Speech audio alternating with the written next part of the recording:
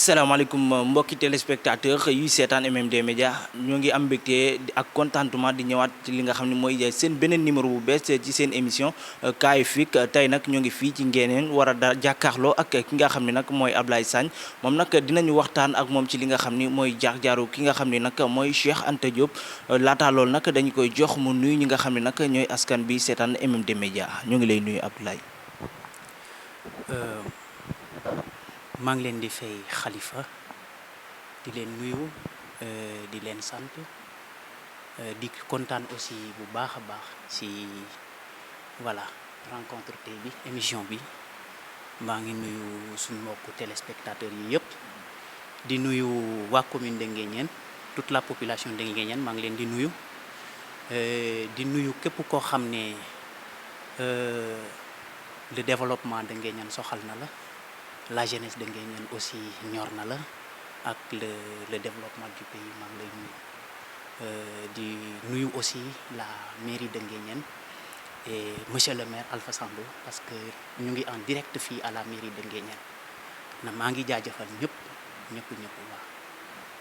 waaw ku wax Cheikh Anta Diop wax xam ni def na fi jaloore def na fi histoire boo xamante ni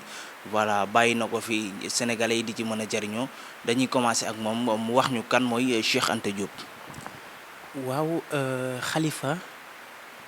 tey damay kontaan pour wax ci Cheikh Anta Diop mais balaa may wax ci Cheikh Anta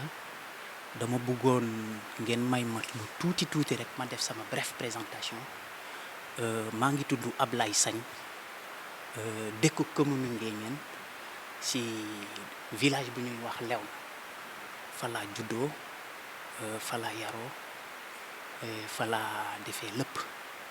donc maa ngi nuyu au passage aussi les habitants de Léona maa ngi leeralaat aussi di wax que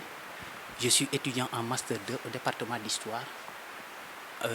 ci spécialité bu ñuy wax ICMA. Histoire et civilisation des mondes anciens, égyptologie. maa ngi nekk aussi le président de la commission animation et propagande du maire communal de Nguéniène.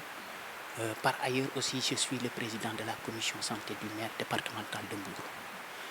Donc bu ma pare ci sama présentation damay dem direct ci question bi nga xamante ne moom nga ma wax.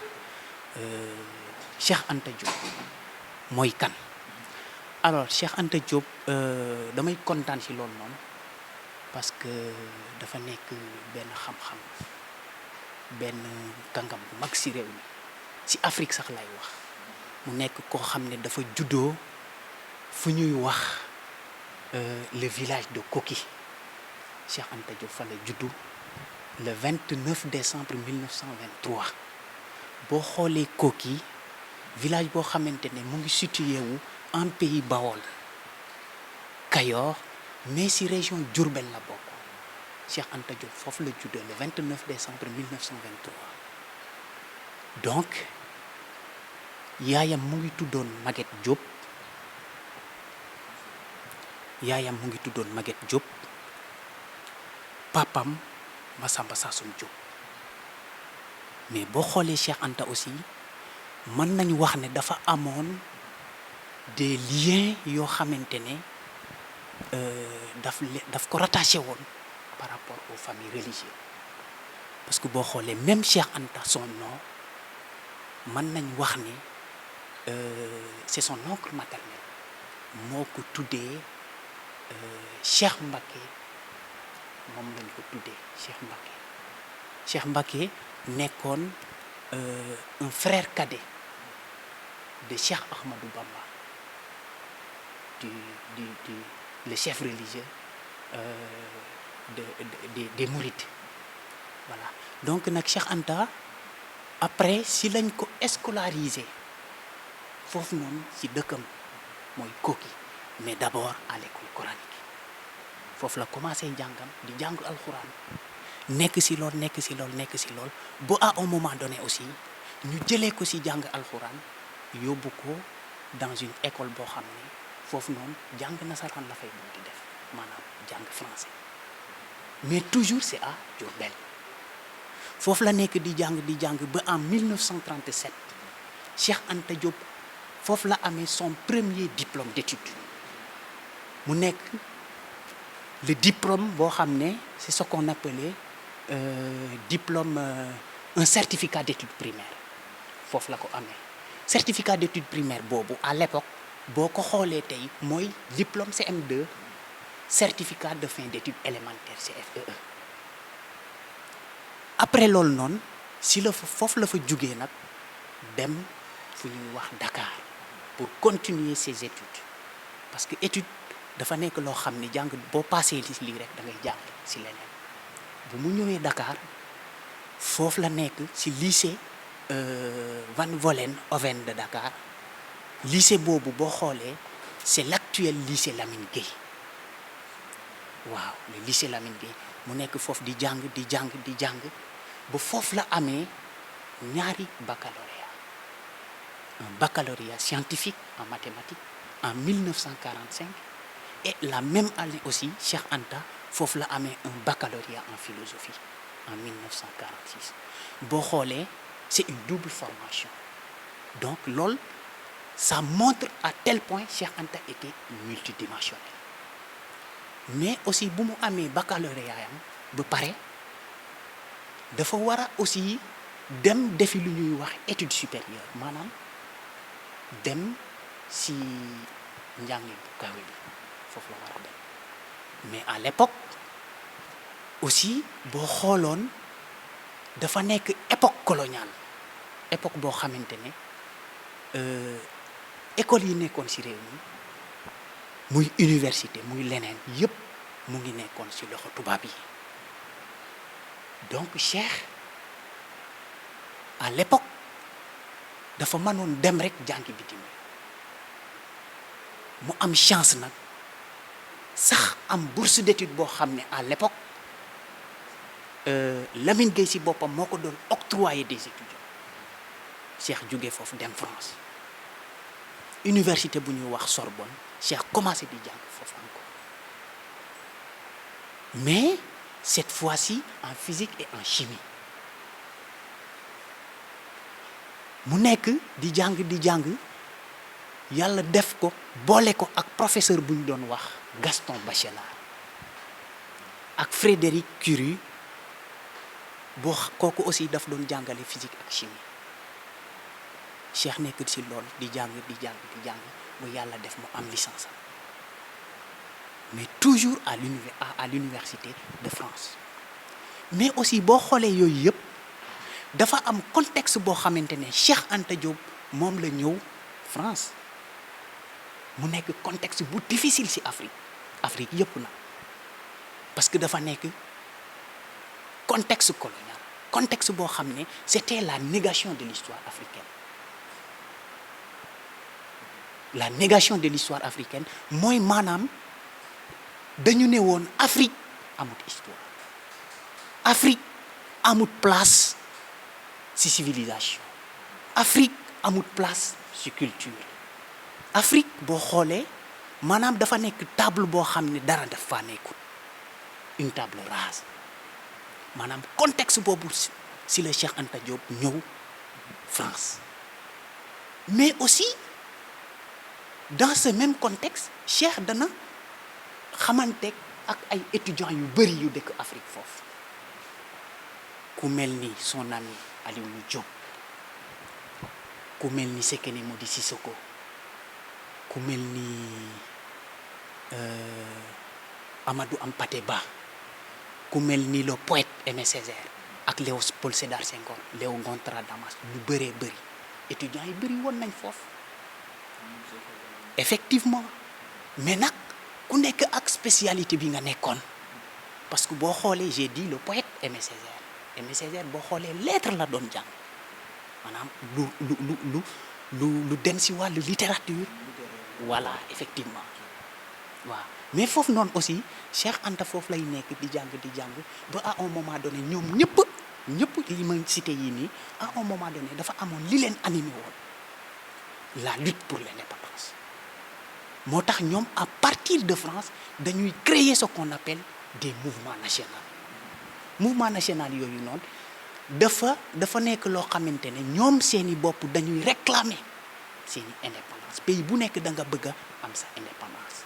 Sénégal dafa bëgg a am indépendance Cameroun dafa bëgg a am indépendance ainsi de suite ainsi de suite ainsi de suite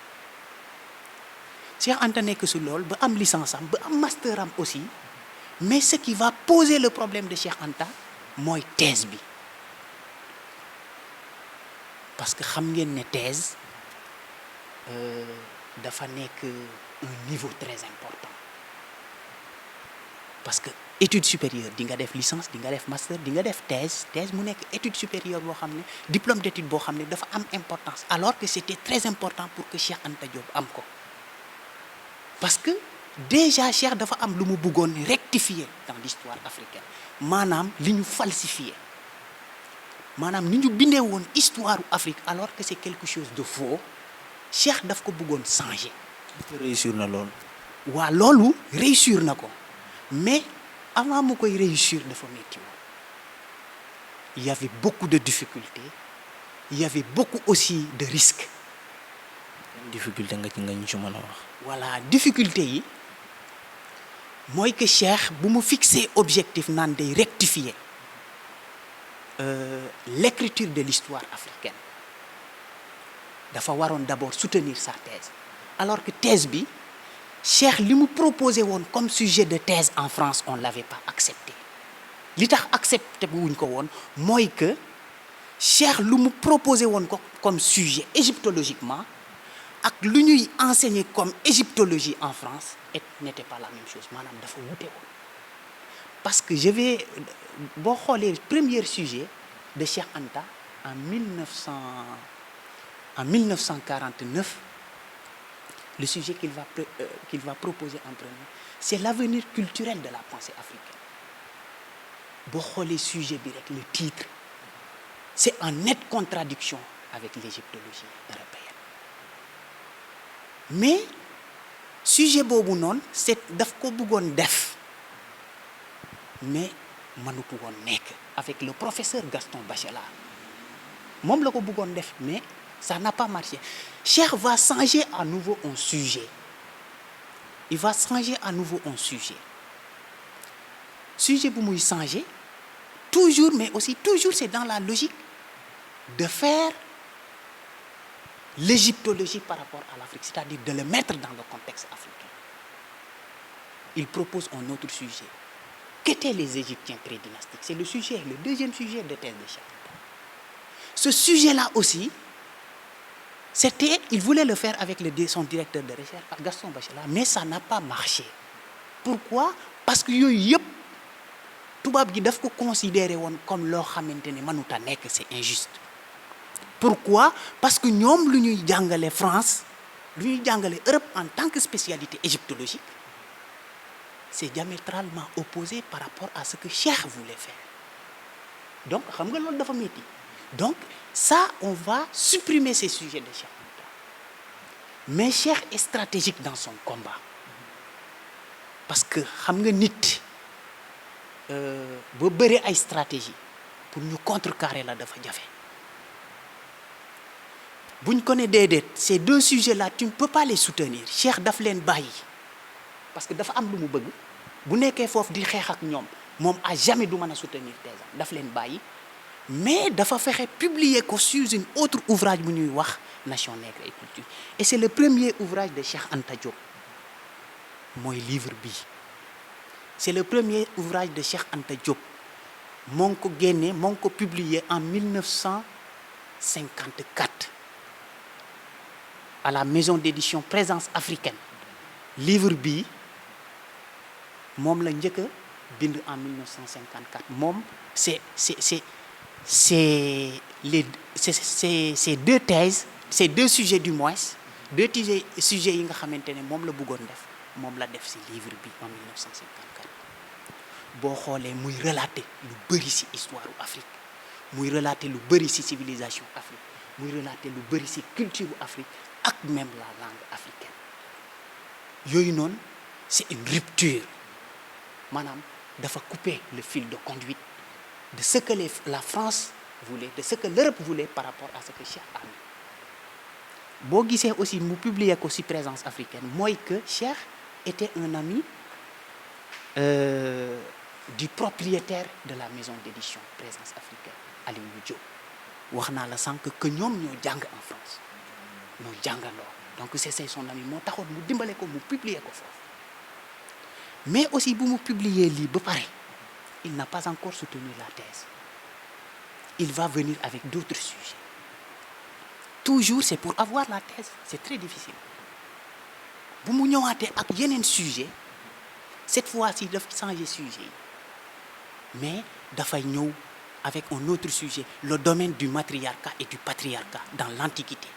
en Europe et en Afrique c'est le sujet qu'il propose encore mooy maanaam dafa bëggoon xool ci histoire u Afrique ak histoire u Europe Afrique est-ce que ñoom matriarcat lañ gëmoon wala patriarcat matriarcat mooy que maanaam est-ce que jigéen amoon na droit amoon na doole ci Afrique dans la société c'est ça le matriarcat mais aussi Europe boo xoolee aussi seen histoire seen yëpp est-ce que ndax góor moo amoon doole ci seen société wala jigéen la woon waaw le domaine du matriarcat et du patriarcat dans l'Antiquité mu bëggoon ko étudier en Europe mais aussi en Afrique ok mais aussi dana ñëwaat avec un autre sujet boo xamante ne ça sera la complémentarité de ce sujet-là complémentarité la parce que à l'époque c'était comme ça les études daf doon am des sujets de complémentarité donc cher sujet bii nii bu muy ñëw bii daf koy fonder sur les systèmes politiques et sociaux mais toujours en Afrique et en Europe c'est ça la thèse de Cheikh Anta Diop te sujet yooyu noonu moom lay publier en 1960 moom mooy nekk Afrique noire précoloniale Afrique noire précoloniale yoruma ko fii nii waaw l'Afrique noire précoloniale moo nekk nii waaw l'Afrique noire précoloniale moom lay publier sous titre Afrique noire précoloniale ak unité culturelle de l'Afrique waaw donc Cheikh va finalement soutenir waaw dana dem ba soutenir la thèse mais malgré difficulté yu mu am yépp malgré xeex yi nga xam ne franchement tubaab yi ñoo ngi ko doon def il va réussir à soutenir. sujet ban la. waaw il va soutenir boo xoolee ci sujet bu muy soutenir sujet bii nii sax lay soutenir mais après publication bi muy def nii ci Afrique noire précoloniale ak l'unité culturelle de l'Afrique boo xoolee ça sera mooy nekk thèse bi nga xamante ne moom lay soutenir mais après daf koy génnee sous forme d'ouvrage et c'est en 1960 donc Cheikh Anta Diop def na sa soutenance en doctorat d'État en 1960 sous la direction du professeur André Leroy-Gourhan mais le directeur le président du moins de jury c'était André Aimard moo nekkoon le président le doyen de la faculté des lettres de l'université à l'époque Cheikh Anta soutenir na en 1960 avec comme professeur maanaam ki nga xamante ne moom moo ko yoroon directeur de recherche André Leroy-Gourhan mais avec un président de jury André Aimard doyen de la faculté des lettres en 1960 bi mu soutenir en 1960 bu mu génnee gars yi def ko une interview un certain journaliste bu tudd woon Ablaye Diouf mu ne ko Cheikh Anta Diop sa combat métti na trop mais comme que yaa ngi doon xeex di xeex ba yàlla def na soutenir nga tey lan nga war a def actuellement waaw yan mooy say objectif mu ne leen dama bëgg a ñibbi Afrique si lu yàggul parce que dafa am liggéey bu rëy boo xam ne daf may xaar foofu di xaar képp kuy africain muy lan mooy que dafa war a ñëw pour former cadre africain. xam nga Cheikh Anta dafa nekkoon nit koo xam ne science la gëmoon, jàng la gëmoon, vérité la scientifique la gëmoon. moo tax quelque part même daf koy wax ci ay bindam ne armez-vous de science jusqu'aux dents et arrachez votre patrimoine culturel. ndax boo jàngee ba xam dëgg scientifique man nga nanguwaat loo xam ne dañ la ko tere woon te nga moomoon ko. loolu la bëgg a wax foofu mooy li mu def effectivement waaw. léegi nag bu mu soutenir aussi en 1960 si la ñibbisi Sénégal directement, mais bu mu ñibbisee Sénégal aussi il y aura un autre problème. Quel sera le problème? Problème bi mooy que dafa ñëw fekk fi un président nouveau, parce que xam nga 1960 dafa fekk Sénégal di door a am indépendance avec kan? Avec le président Léopold Sédar Senghor. ok te buñ ko waxee te yàlla tax xam nañ ne Léopold Sédar Senghor ak Cheikh Anta Diop même bu ñuy jàng en France ñoom dañu amoon ay divergences. ñoom même bu ñuy jàng en France dañu amoon ay divergences. te boo xoolee Léopold Sédar Senghor boo ko xoolee je peux dire que Senghor était un tubaab entre guillemets, et je m'excuse pour le dire. Je m'excuse pour le dire. tubaab bu ñuul comme ni ñu koy waxee. tubaab bu ñuul parce que li tax mooy que boo xoolee Léopold Sédar Senghor, il avait presque tous les diplômes. Il était agrégé en grammaire. Il était diplômé ci études yu mu doon def,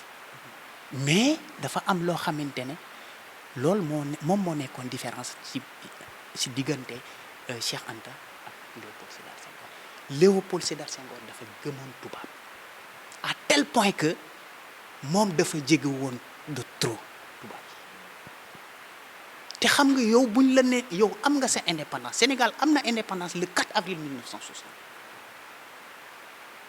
Mais bien avant le 4 avril 1960, le Sénégal était avec le Soudan français. Le Sénégal était avec le Soudan français. Mais yooyu noonu dafa yàggut. Ensuite, éclatement bu amee ci fédération boobu. Fédération du Mali. Voilà, effectivement, c'était le Sénégal et le Soudan français. À l'époque, on parlait du Soudan français. Tu vois, loolu bu mu amee noonu si le Sénégal ñëw nag am une indépendance définitive le 4 avril 1960 avec le président Léopold Sédar Senghor. Mais quand même il était un tubaab entre guillemets. Alors qu'à l'époque lan moo waroon dafa waroon bàyyi tubaab yi ak seeni affaire nekk si ay affaire africain mënu koo def à 100%, mais quand même dafa waroon jël ay distance am. Parce que yow buñ la coloniser depuis ñu coloniser la lu yàgg ba yow ñu ne la tey jël nga sa indépendance kon lan moo war mooy nga jël say distance. Même boo amee ay relation ak la France, mais il faut savoir être intelligent, garder ses distances. Jël say responsabilités mën a orienter ton pays ak ton continent vers la voie du développement. C'était ça le problème de Léopold Sédar Senghor, à mon avis. Alors que Cheikh Anta Diop moom xamoon na ne avec les indépendances bu ñu amee un président Léopold Sédar Senghor, ça sera un problème pour le Sénégal. moo tax bu mu ñëwee directement en 1960, en 1961 Cheikh Anta Diop va s'engager en politique et il crée définitivement son premier parti politique, le Bloc des masses sénégalais, en 1961. Le bloc des masses sénégalais parti boobu noonu Cheikh comment dirais-je Léopold Sédar Senghor dana ko détruire parce que à l'époque opposition mën nañ wax ne amutu woon doole comme amut woon doole comme ni mu ko amee tey te y a des oppositions, il y a des partis d'opposition aujourd'hui beaucoup dans ce pays mais à l'époque tel n'était pas le cas. C'est pourquoi le bloc des masses sénégalais sera détruit. Mais Cheikh Anta toujours dans son objectif dafa dem encore créer waat un autre parti, le Front National Sénégalais. Il le crée en 1963 encore mais parti boobu encore du jàll noonu lay def créer waat en 1973 son troisième parti. te loolu li tax parti yi mënuñu dem maanaam parti bu mu créer rek mënut a dem mooy que le régime de l'époque moo ko permettul woon muy def voilà des activités politiques di joxe xam-xamam ci politique di joxe idéem ci politique parce que loolu dafa nekkoon loo xam ne arrangé wutu woon le président Léopold Sédar Senghor te xam nga ne réew boo ko yoree boo gisee nit di def souvent loo xam ne arrangé wu la même bu dee réalité la souvent rek mën nga ko ñàkk accepter c'était le cas. yaakaar naa présenté na leen ki nga xam ni mooy Cheikh Anta Diop ak jaar-jaar yi nga xamante ne def na ko ginnaaw loolu nag dañ koy laaj ci yenn contexte ak milieu bi nga xamee ni Cheikh Anta Diop foofu la manqué. foofu la. waaw boo xoolee Cheikh Anta Diop si biographie am sax li ma doon wax léegi balaa may ñëw si question bi nag may rek mu am tuuti lu ma yokk si foofu noonu parce que boo xoolee en 1974 Cheikh Anta dafa dem si colloque bu amoon Caire en 1974 c'était un colloque d'égyptologie maanaam colloque boo xamante ne dafa réuniroon spécialité yi nga xam ne ci àdduna bi ñoom ñoo gënoon a am importance ci égyptologie colloque boobu mu ngi amoon au Caire en 1974 boo gisoon ñu def ko c'était parce que histoire générale de l'Afrique dañ ko waroon bind te pour ñu bind histoire générale de l'Afrique dafa waroon am ay bases yu solides yoo xamante ne dañuy d'accord ne lii moo am ñu bind ko alors que loolu amutu woon moo taxoon Cheikh Anta ne leen pour ñu bind histoire générale de l'Afrique na ngeen woo égyptologue yi na ngeen woo boroom xam-xam yi dans le domaine de l'égyptologie ñu toog waxtaan ñu xool lan mooy histoire u Afrique moo taxoon en 1964 au colloque du Caire thème bi lii la woon le peuplement de l'Égypte ancienne et le déchiffrement de l'écriture méroïtique c'était le thème mais quand même boo xoolee aussi colloque boobu am na fu mu réussir mais boo xoolee du côté maanaam le peuplement de l'Égypte ancienne foofu amu fa réussir mais fu mu réussir et que égyptologues occidentaux yi moom d'accord on nañ ne la langue égyptienne c'est-à-dire les hiéroglyphes la langue égyptienne les hiéroglyphes dafa nekkoon langue boo xam ne langue africaine la maanaam dafa am ay liens dafa am ay parenté avec langue africaine yi mën naa wax ne exemple Cheikh Anta même moo ne na ko ne la langue wolof le wolof c'est une langue nationale qui est parlée au Sénégal Cheikh Anta wane na ne langue wolof dafa am ay liens yu sori par rapport à la langue égyptienne les hiéroglyphes te foofu noonu daf ko justifier au colloque du Caire à tel point que égyptologue yi yëpp ñu fi teewoon d'accordoon nañ que pour nga gën a xam histoire u Afrique ak égyptologie il faut nga orienter wu vers Afrique au lieu que yow nga dem vers la Méditerranée ou bien vers l'Orient da ngay ñëw à l'intérieur de l'Afrique mu nekk combat bu rëy boo xam ne Cheikh Anta dafa dem au colloque du Caire ànd ak ku ñuy wax Théophile Obiang mu ne combat boobu ba gagné ko ñibbi si Sénégal waaw mu nekk si lool aussi nekk si lool am na aussi yeneen jéego yoo xam ne daf koo def parce que en 1978 Cheikh Anta def na ay jéego ba ñu créer syndicalisme, un syndicalisme boo xam ne dañ ko doon woowee le syndicalisme des cultivateurs, éleveurs et maraîchers. mu nekk syndicalisme boo xam ne daf ko créer, def na ci ay jéego bu ñu créer ko en 1970. mais Cheikh était aussi pour le multipartisme au pays et dans la politique. Le multipartisme, parce que politique maanaam état kenn moomu ko, moo taxoon dafa ne woon il faut ñoom ñu def ay loi pour le multipartisme. La question des énergies Cheikh wax na si maanaam nan lañ mën a développer Afrique ak suñu énergie. les hydroénergies wax na ci électricité bi ak suñu barrage yi. les hydrocarbures wax na ci, l'énergie solaire wax na ci, ainsi de suite, ainsi de suite. Mais tout son combat là def na aussi ay ouvrages yu bëree bëri yoo xam ne daf koo bind, comme par exemple ni ma ko waxee sànq Nation nègre et culture moom la njëkk a publié en 1954. Afrique noire précoloniale moom la publié en 1960. Civilisation ou barbarie en 1981. gis nga antériorité des civilisations nègres, mythe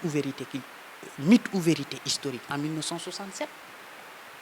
nga xool aussi def na ouvrage boo xam ne bu am solo la, boo xam ne day montrer lien yi nga xam ne moom moo am entre la langue wolof et la langue égyptienne, muy parenté génétique de l'égyptien pharaonique et des langues négro-africaines. moo ngi ko publié en 1977. am na ouvrage boo xam ne aussi c'est un ouvrage posthume, nouvelle recherche de l'égyptien ancien et des langues négro-africaines modernes. boobu on l'a publié après la mort de Cheikh Anta Diop, après son décès. C'est un ouvrage posthume, maanaam dañ ko def pour rendre ko hommage. boobu c'est publié en 1988 alors que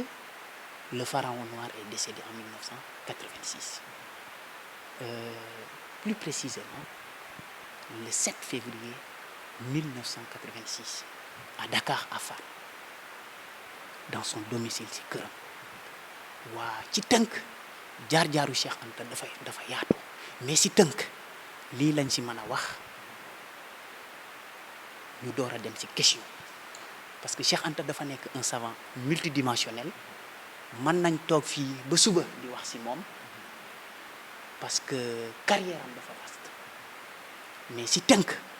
lii lañ ci mën a wax ci tënk. après ñu dem ci question yi, danañ ci andi ay réponses yu claires. alors comme ni nga ko waxee woon sànq rek, question bi nga xamee ni ban contexte ak milieu la Cheikh Anta Diop màggee, nga leeral ko askan bi nga xam ne ñoo ñu seetaan. d'accord waa boo xoolee Khalifa, Cheikh Anta ci contexte bi nga xamante ne moom la màggee, contexte bi mu màggee, voilà contexte boobu noonu, comme ni ma ko waxee sànq rek, dama koy commencer fi mu juddoo ak fi mu jaar de l'école coranique à son lycée Lamine Gueye de Dakar jusqu'à Paris, parce que milieu boobu la fréquenté,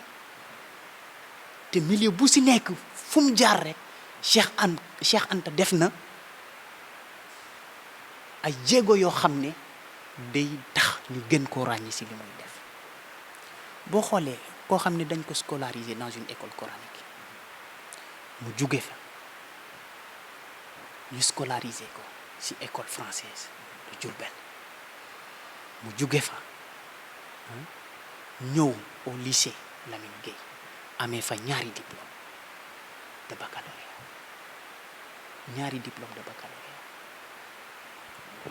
ba pare ñaari diplôme de baccalauréat mooy que il avait un diplôme en sciences, maanaam mathématique, ak beneen diplôme en philosophie. xam nga yooyu c'était possible autant c'était possible de faire c'était possible d'étudier dans des spécialités qui étaient différentes. mais milieu bi Cheikh Anta màggee réellement c'est le milieu de la colonisation africaine c'est le milieu boo xamante ne nit ku ñuul dañ ko marginaliser boo xoolee même li poussé Cheikh Anta moom mu def li mu def mu bind mu xeex li mu xeex loolu dafa bëggoon jox nit ku ñuul cëram daf ko bëggoon jox gëddëm daf ko bëggoon jox valeur am parce que am na fi mu ko wax mu ne la négation de l'histoire africaine dafa nekk un meurtre culturel boo xam ni dafa mériter un combat te combat boobu moom da ci war a taxaw képp kuy africain panafricain da cee war a taxaw pour que nit ku ñuul amaat boppam amaat aussi histoire boo xamante ne moom la yelloo mais Cheikh Anta ce qui le façonne réellement li ko motiver réellement c'est la colonisation c'est la négation de l'histoire africaine moom moo ko poussé mu def li ñuy wax rupture mu def rupture ne day corriger li nga xamante ne c'est le faux parce que il le dit que les égyptologues occidentaux ont falsifié sciemment l'histoire africaine. Il le dit que les égyptologues occidentaux ont falsifié sciemment l'histoire africaine. Et même il continue que c'est une falsification hargneuse et grotesque. Falsification boo xam ne tegoo ko ci ay yoon leer la ne vérité bi mooy que nit ku ñuul moo njëkk ci àdduna nit ku ñuul moo njëkk a samp civilisation nit ku ñuul moo njëkk a def ay innovation njëkk a créer la civilisation africaine c'est la plus ancienne au monde c'est la plus ancienne au monde xam nga bu dee la civilisation africaine est la plus ancienne au monde et que les anciens égyptiens étaient des noirs ay nit ku ñuul lañu woon ñu dëkkoon Égypte ay nit ku ñuul lañu woon te seen civilisation moo njëkk ci àdduna te pourtant ñoom aussi ñoom ñoo njëkk a inventé ce qu'on appelle l'écriture les hiéroglyphes mais la momification dont on parle aujourd'hui la momification xam nga ni ñuy wooyee momification aujourd'hui boo demee ci hôpital yi qu'est-ce qu'on dit morgue la ñuy wax mais momification mooy lan mooy maanaam nga toppatoo le corps de la personne qui est décédée pour que ça ne change pas pour que le corps ne se détruise pas c'est ça la momification dañ koy def tey d'une autre expérience d'une autre manière naan c'est naan morgue mais à l'époque à l'Égypte ancienne yooyu comme genre yooyu noonu daf doon c'était la momification te loolu noonu daf doon permettre ñu garder le corps de la personne qui est décédée pour une grande durée boo xam ne ça ne changera rien de son corps mais yooyu noonu ay africains ñoo ko doon def mais est-ce que africains yooyu noonu ñoom est-ce que muusuñu woon mais ils étaient intelligents donc c'est ce que pousse Cheikh Anta à dire que c'est une falsification hargneuse et grotesque boo xoolee la manière d'enterrer les morts en Égypte boo deewoon dafa am pratique rituelle yoo xam ne dañ ko doon def et jusqu'à présent ça existe waaw mais quand même dafa am changement parce que époque yi duñu benn les pratiques rituelles qu'on faisait pour le mort dafa amoon lu ñuy wax l'ouverture de la bouche l'ouverture de la bouche yooyu noonu dafa doon concerner uniquement gémmiñ bi pourquoi gémmiñ bi parce que dafa am ay démarches yoo xam ne dañ ko waroon def pour purifier le corps maanaam nit ki bu génnee àdduna yaramam dafa war a set pour mu accéder au paradis c'est la conception égyptienne et c'est la conception africaine aujourd'hui et même c'est la conception des Européens mais à cette époque une race qui a fait un tel progrès, une telle civilisation, une telle culture. Mais est-ce qu'il n'est pas civilisé? Mais il est civilisé. Et c'est ce qui révolte Cheikh Anta. Cheikh dit que réellement, la manière dont on pense l'histoire africaine, normalement, waruta mën a nekk que Afrique amut histoire, que jànguñu, que xamuñu dara, que ñoom duñu mën a réfléchir. Cheikh Anta dafa teeloon na gëm que loolu amul. Parce que boo xoolee Cheikh Anta depuis le lycée dafa envisager woon mettre en place ce qu'on appelle un alphabet pour traduire toutes les langues africaines alors qu'il était lycéen. Ça, c'est une grande curiosité d'esprit. Le Cheikh avait ça dès qu'il était au lycée. Mettre en place un alphabet africain pour la traduction des langues africaines. Parce que Cheikh dafa gëmoon ne comme ni ñu amee alphabet français di si bind war nañ mën a amee noonu alphabet si Afrique pour bindee noonu langue africaine. si suñu ay langue. C'est pourquoi moom même daf koy wax dans son engagement politique. Il dit il faut privilégier les langues nationales. Il faut faire la promotion des langues nationales. Il faut un enseignement dans les langues nationales. Cheikh Anta wax na ko. Et loolu la doon qualifié de l'illettrisme et de l'analphabétisme. Maanaam le fait que yow nga jàng ci langue nit comme français bu ñuy làkk wala anglais bu ñuy làkk wala espagnol bu ñuy làkk. Pour Cheikh c'était de l'illettrisme. C'était de l'analphabétisme. Pourquoi? Parce que moomuñu ko. C'est pas notre langue. Tey gi mën nga dégg français mais sa morom mën na ko ñàkk a dégg parce que bu jàngut mënut a dégg français. Mais est-ce que xamoon nga ne tey bu doon Cheikh Anta mission wam mooy maanaam ñuy enseigner les langues nationales au Sénégal et dans tous les autres pays du Sénégal de l'Afrique du Nord bu dee réussiroon na lool noonu bu ñuy jàngalee les langues nationales. Exemple foo mën a waxee olof ñëpp dañuy dégg lool foo mën a waxee séeréer amaana bu ñu doon jàngalee la langue séeréer dans tous les pays ñëpp dañ koy xam. Et pourtant loolu la bëggoon dafa ne woon même il faut administrer nos institutions il faut administrer les instances de prise de décision yooyu yëpp Cheikh dafa ne woon il faut les administrer à travers nos langues maanaam suñ langue yi dañ leen war a privilégier parce que moom lañ am te Cheikh ne croyait pas à ce que aussi un pays puisse être développé dans une langue étrangère masu koo gëm. Il ne l'a jamais cru. dañu am complexe boobu noonu ba léegi jóge fi. waaw xam nga comme nous sommes toujours dans un système où il y a le néocolonialisme. On a l'indépendance depuis 1960. Am nañ indépendance depuis 1960. Boo xoolee 1960 ak tey je pense si je ne m'abuse pas def na 60 ans d'indépendance.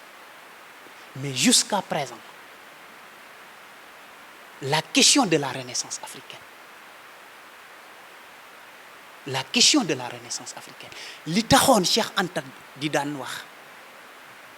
nañu créer fédération africaine nañuy jàngale ci suñuy langue yi nañu former africains yi ci langue nationale yi jusqu'à présent. Yooyu ba léegi day continuer di am te boo gisee li tax jusqu'à présent ñun avec ces tant d'années d'indépendance on continue toujours d'être sous la domination du colon parce que c'est une sorte de domination parce que tey jii dañuy jàng ci français nos institutions sont administrées par le français tout donc en quelque sorte Cheikh Anta Diop sa pensée politique fédération africaine bi mu doon wax les langues nationales bi mu doon wax yooyu noonu dafa nekkoon loo xam ne africain yi waroon nañ ko gën a xoolaat saytu ko parce que Cheikh il a réussi sa mission en quelque sorte même s'il ne l'a pas réussi politiquement mais il a su permettre aux Africains d'ouvrir grandement leurs yeux. Cheikh def na lool parce qu'il a écrit. Il a permis aux Africains d'avoir la piste pour xool que affaire bi lii la ak lee la. léegi yan jafe-jafe la doon dund ak ñan ñoo ko gënoon sonal quoi maanaam ñan ñoo doon opposé wu ci politique am. waaw xam nga l'opposition politique de Cheikh Anta Diop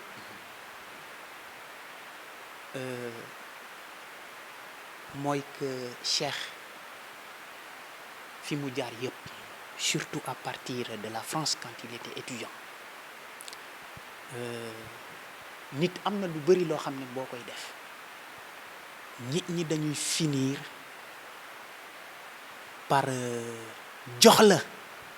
ay critères yoo xam ne nekkuñ réellement say critères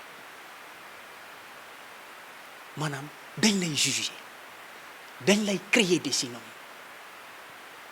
alors que réellement dans le vrai sens du terme tel n'est pas le cas mais Cheikh jaar-jaaram yépp depuis la France boo ko xoolee c'est de l'opposition te au moment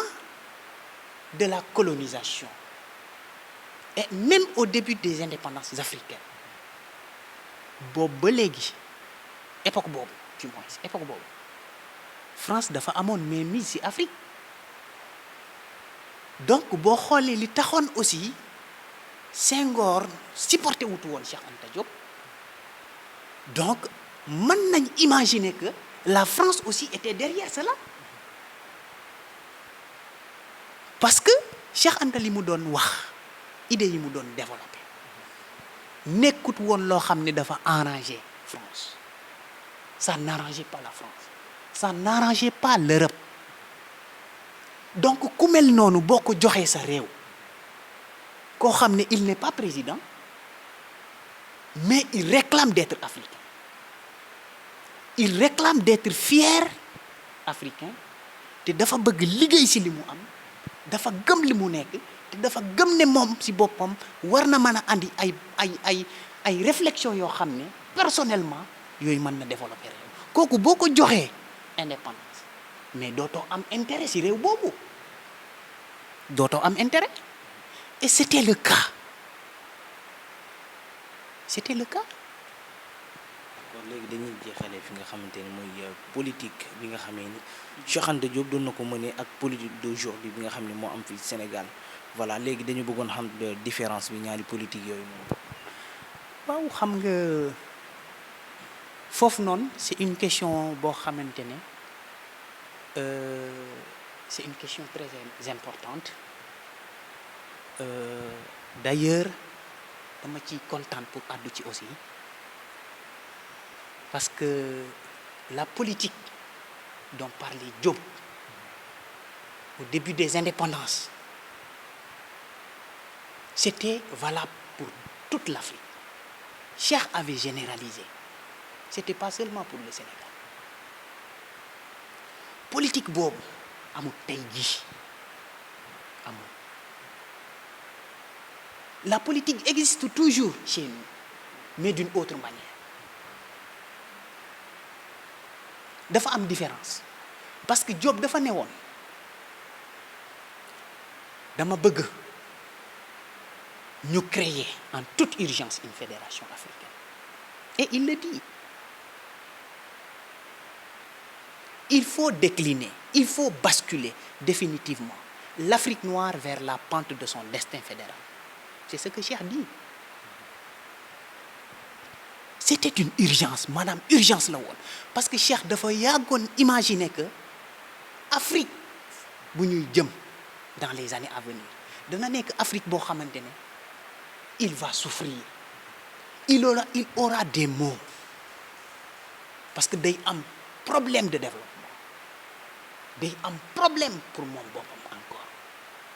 moo tax coûte que coûte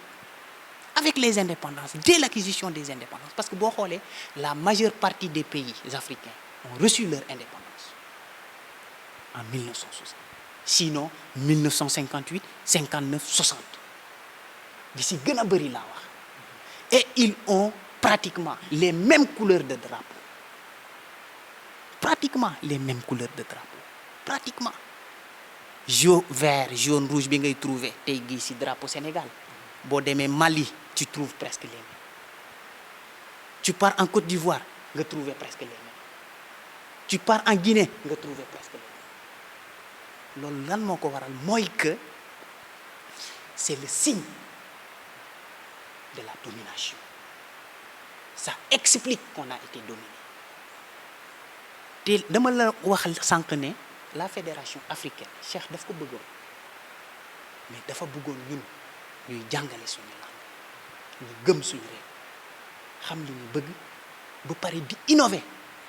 si suñu langue loolu daf ko bëggoon mais le plus important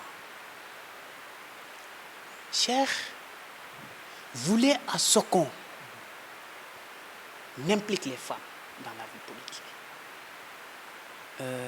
Je suis heureux parce que récemment, avec la 14e législature, gis nañ que ni y a des femmes qui représentent le peuple à l'Assemblée nationale. Nekkut loo xam ne day door a am mais quand même lu am solo la et je pense c'est au total de 8 femmes si je ne m'abuse pas donc yooyu lu am solo la waaw parce que parlement dafa am solo nekkut ne yow góor nga rek nga boo nekkee góor rek nga war a nekk au parlement la femme doit être au parlement comme l'homme doit être au parlement parce que jigéen ni góor di réfléchir di xalaatee noonu la jigéen di réfléchir di xalaatee moo taxoon Cheikh ne woon il faut impliquer les femmes à la vie politique mais surtout la question des énergies africaines Cheikh dafa ne woon Afrique dafa bëri ay fleuve yoo xamante ne dañu large fleuve yu gudd mais ça yooyu noonu qu'est-ce que ça favorise qu'est-ce que ça permet d'avoir c'est les énergies c'est des hydroélectriques donc les barrages là avec la construction des barrages bu ñu defee la construction des barrages au niveau des fleuves ça peut nous permettre d'avoir de l'électricité mais il y a combien de fleuves au Sénégal de larges fleuves ci gàttal daal politique boobu noonu mën nga wax ni gisatoo ko fii ci tey jii. politique boobu noonu à vrai dire amaana sax mu ngi am mais dafa bëriwul parce que boo demee en 1952 dans son article quand pourra-t-on parler d'une renaissance africaine Cheikh dafa ne woon on doit faire la politique des idées et non pour des personnes et que le sort du peuple est avant tout dans ses mains te tey jii boo xoolee dans la société actuelle da ngay wax di def lu ne pour que le peuple ait confiance pour que peuple bi fal la mais une fois au pouvoir da ngay xool que yow li nga doon wax doo ko jëfee. d'accord li ñuy wax rek Ablaye li duuf ci nag li xajul ci ni te bu ñu nekkee fii di wax ci ki nga xamante ni mooy Cheikh Anta Diop fii ba suba yaakaar naa ni bu ñu fi jógee par rapport ak li nga xam ni def na ko dañ lay wax lan mooy nekk sa kàddu gu mujj. sama kàddu gu mujj juste dama bëgg a lancer un appel aux citoyens sénégalais et sénégalaises un appel à la jeunesse un appel aux autorités compétentes que ça soit les maires que ça soit les présidents de conseils départementaux et même le chef de l'État dama bëgg ñun ñu xool fan lañ jóge ñu xool Sénégal fan la jóge et surtout auteurs yi nga xamante ñoom dañu bindoon ñoom dañu yàgg di défendre Afrique dañu yàgg di défendre Sénégal muy Léopold Sédar Senghor muy Mamadou Dia muy Cheikh Anta Diop muy keneen ak keneen ku si nekk rek am na si loo wax wala am na loo def pour Sénégal jëm kanam loolu waruñ ko perdre de vue maanaam dañ cee war a am un regard maanaam tey gi même si nous sommes dans le présent on doit avoir un regard dans le passé pour tey gi ñu gën a xam fu ñu nekk mën a préparer le futur parce que nag en tant que historien l'histoire c'est 3 jours c'est hier c'est le passé c'est aujourd'hui c'est le présent et demain c'est le futur waaw au-delà de ça da nga may ma nuyu samay mbokku étudiants yi maa ngi nuyu sama mbokku étudiants yi depuis l'université Cheikh Anta Diop de Dakar particulièrement le département d'histoire et ma spécialité ICMA, l'égyptologie, mais aussi ceux qui sont en histoire médiévale, ceux qui suivent l'archéologie. maa ngi nuyu étudiants yi yëpp yu nekk université Cheikh Anta Diop de Dakar di nuyu aussi samay doyen mooy ñi nga xamante ne ñoo ñu fa jiitu muy doctorant yi ñi nga xamante ne ñoom ñu ngi bind seen thèse maa ngi def une mention spéciale à mon professeur mon directeur de recherche Mouhamadou Nichir Sarr maa ngi koy jaajëfal bu baax di saluer au passage aussi le chef du département d'histoire monsieur Idrissa Ba maa ngi koy nuyu lu bëree bëri di lancer encore un appel que l'Afrique suñu Afrique la buñ ko jàppee ñu jàpp suñu Afrique buñ ko defaree ñu defar suñu Afrique le Sénégal suñu Sénégal la buñ ko defaree defal suñu Sénégal buñ ko jàppee jàpp suñu Afrique suñu Sénégal buñ defee le contraire nag on paiera les pots cassés parce que la France ne pourra jamais développer ce pays sans nous mënut a ne même l'Amérique ne peut pas développer ce pays sans nous mënut a ne maa ngi remercier di nuyu aussi le maire de la commune de Nguéniène monsieur Alpha Samb parce que nous sommes directs comme ça à la mairie de Nguéniène et te boo xoolee li ci gën a bëri moom moo tax donc maa ngi koy nuyu di nuyu aussi toute l'équipe municipale de la mairie de Nguéniène maa ngi nuyu aussi le député l'honorable député de la LD mais le député de Benno Bokk Yaakaar Nicolas Ndiaye maa ngi jaajëfal ñëpp yéen aussi maa ngi leen di jaajëfal di leen nuyu di leen di wax ne franchement kontaan naa maa ngi ñaan yàlla defal leen jàmm gën a yokku aussi seen liggéey parce que li ngeen di def aussi c'est promouvoir la vision de la jeunesse da ngeen di jàpp si la vision de la jeunesse te yooyu noonu lu ñuy magnifier la di ñaan yàlla nag dans un futur proche ou lointain tout est possible maa ngi ñaan yàlla ñu ñëwaat peut-être dans un autre endroit c'est possible mais ñu def yeneen émission amaana dans d'autres thèmes mais je suis vraiment content Khalifa je suis content Serigne Saliou maa ngi leen di jaajëfal di leen di nuyu lu bëree bëri merci beaucoup. mbokki ami internaute yu MMD Média nag lii lañ leen indiloon seen émission kaay fik doon jàkkaarloo ak ki nga xam ne nag mooy Ablaye Sagne bi nga xamee ne nag histoire ki nga xam ne mooy Cheikh Anta Diop la ñu doon tegtal fi nga xamante ni mooy ci Nguéniène li nag day nekk loo xam ne nag dafay lu nekk lu baax di waxtaani histoire ñi nga xam ne nag mooy grands hommes yi nga xam ne nag def nañ lu nekk fii Sénégal ñu ci mel ni Cheikh Anta Diop ñi nga xamante ni nag ñooy ay Lamine Gueye et tant d'autres illustres yi nga xam ne nag nekk nañ fii ci Sénégal di leen remercier bu baax yéen ñi nga xamante ni yéenay seetaan MMD Média di remercier également ki nga xam ne nag mooy tonton Zal bi nga xam ne nag moo nekk ci caméra bi di remercier également ki nga xam ne nag mooy Thioro nekk nag sama conseiller ci fi nga xamante ni nag mooy ci MMD Média di leen wax nag abonné leen ci li nga xam ne nag mooy MMD Média ngir di mën a jot suñu ay vidéo di def seen ay commentaires jaa ngeen jëf